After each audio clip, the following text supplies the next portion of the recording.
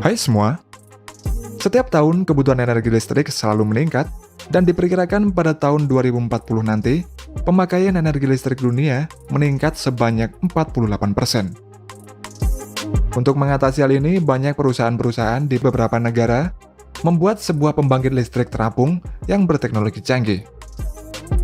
Penggunaan pembangkit listrik terapung ini terbukti lebih efisien dan praktis dibandingkan jika menggunakan pembangkit listrik konvensional.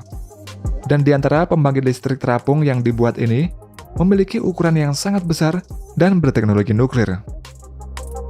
Berikut ini adalah pembangkit listrik terapung yang terbesar dan tercanggih di dunia.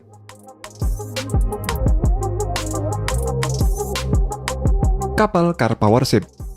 Car Powership atau Danish Powership ini merupakan sebuah kapal pembangkit listrik yang dibuat oleh perusahaan yang bernama Car Powership yang berasal dari Turki. Kapal Car Powership yang dibuat ini memiliki berbagai macam jenis kapasitas listrik yang dihasilkan, yaitu mulai dari kapasitas terkecil 36 MW hingga kapasitas yang terbesar yaitu 470 MW.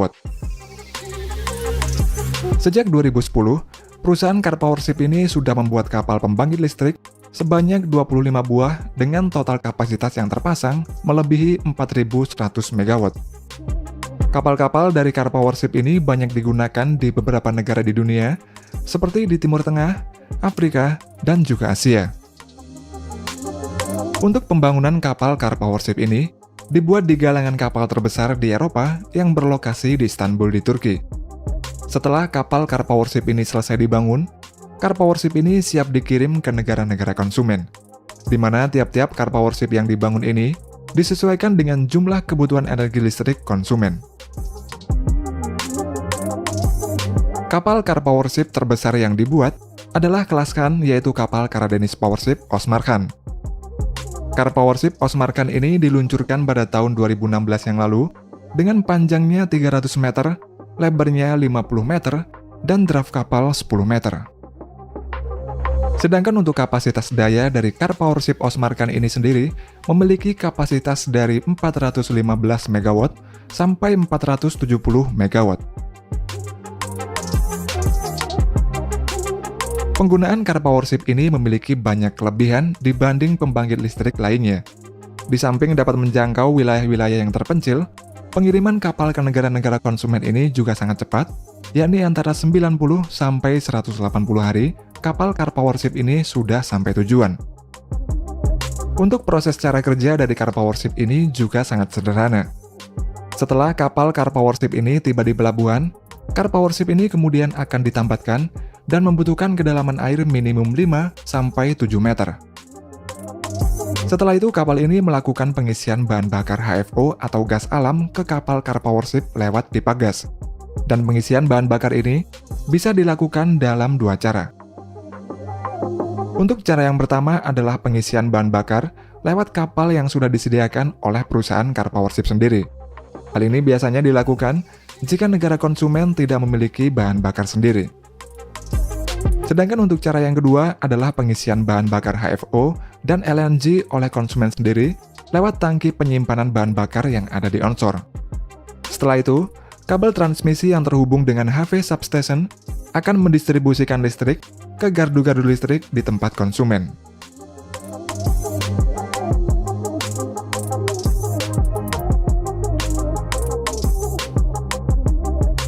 Salah satu negara Asia yang juga menyewa kapal Car Powership milik Turki ini adalah negara kita, Indonesia. Hal ini dilakukan untuk mengatasi defisit listrik di sejumlah daerah di wilayah Indonesia, dan kapal Car Powership ini disewa dengan jangka 5 tahun oleh pemerintah Indonesia melalui PLN. Untuk saat ini di wilayah Indonesia terdapat 5 kapal Car Powership yang tersebar di beberapa daerah, yaitu Sulawesi Utara, Amurang, Manado, Ambon, dan Kupang. Di antara kelima Car Powership tersebut, satu Car Powership memiliki kapasitas daya sebesar 470 MW yang berada di Sulawesi Utara. Sedangkan keempat kapal lainnya hanya berkapasitas 125 MW saja.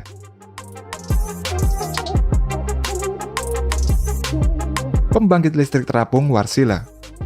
Wärtsilä merupakan sebuah perusahaan internasional yang berasal dari Finlandia yang memproduksi dan melayani berbagai macam peralatan dan energi untuk kelautan. Selain itu, Wärtsilä ini juga memproduksi kapal pembangkit listrik seperti Karpowership milik Turki yang berjumlah 26 kapal. Di antara ke-25 kapal pembangkit listrik Wärtsilä ini, kapal terbesar dan terbaru adalah kapal Estrela del Mar II yang dikirim ke negara Republik Dominika pada tahun 2012 yang lalu.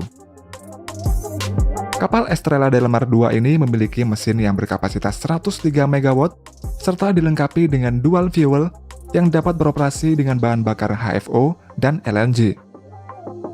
Kapal ini dibangun untuk menggantikan dua kapal pembangkit listrik yang sudah tua di Republik Dominika, di mana nantinya kapal ini direncanakan akan dapat beroperasi selama 20 tahun di negara tersebut.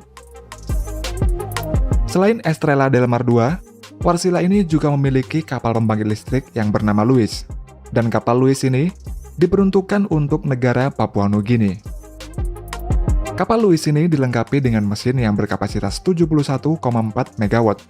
Kapal Louis ini sendiri digunakan untuk memenuhi kebutuhan listrik pada pertambangan emas di Pulau Lihir di Papua Nugini. Pembangkit listrik tenaga nuklir. Beberapa waktu yang lalu, Rusia berhasil membuat sebuah kapal pembangkit listrik terapung dengan tenaga nuklir yang bernama Akademik Lomonosov. Kapal Akademik Lomonosov ini adalah kapal tongkang yang tidak memiliki penggerak baling-baling, dan kapal ini beroperasi sebagai pembangkit listrik tenaga nuklir terapung yang pertama di Rusia. Kapal ini dibangun oleh perusahaan energi atom Rusia yang bernama Rosatom, melalui divisi tenaga listriknya, yaitu Rosneft-Goatom. Kapal Akademik Lomonosov ini selesai dibangun pada tahun 2018, dengan menghabiskan biaya sebesar 232 juta US dollar atau setara dengan 3,3 triliun rupiah. Kapal Akademik Lomonosov ini memiliki panjang 144 meter, lebarnya 30 meter, dan draft kapal 5,6 meter, serta kapal ini dilengkapi dengan reaktor yang berkapasitas 70 MW. Pembangunan kapal Akademik Lomonosov ini bertujuan agar dapat mensuplai listrik di daerah-daerah yang terpencil di Rusia. Pada tahun 2019 yang lalu, kapal Akademik Lomonosov ini dikirim ke wilayah yang terisolasi di Prefektur Chukotka di Rusia untuk menggantikan pembangkit listrik yang sudah tua di tempat tersebut. Dengan adanya kapal ini akan dapat memenuhi kebutuhan listrik kota Prefek yang berjumlah 100.000 jiwa, dan direncanakan kapal ini akan dapat beroperasi selama 10 tahun. Setelah 10 tahun, kapal Akademik Lomonosov ini akan kembali ke pelabuhan Murmansk untuk dilakukan perawatan serta membuang limbah nuklirnya.